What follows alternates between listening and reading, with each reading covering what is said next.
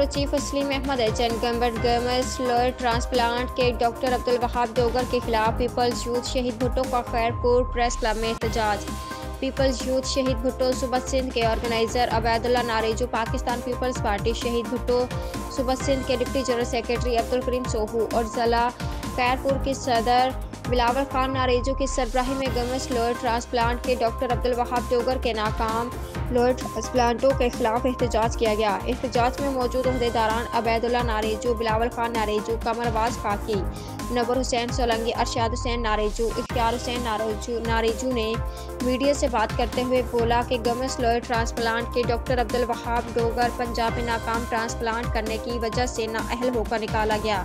वहीं डॉक्टर सिंध में आकर फिर से नाकाम लोअर ट्रांसप्लांट कर रहा है।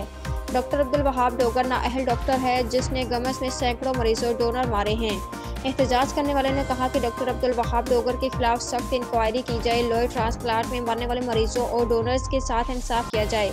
और इंक्वायरी की जाए कि किन वजूहात की वजह से इतनी तादाद में मरीज जाँ बहक हो रहे हैं।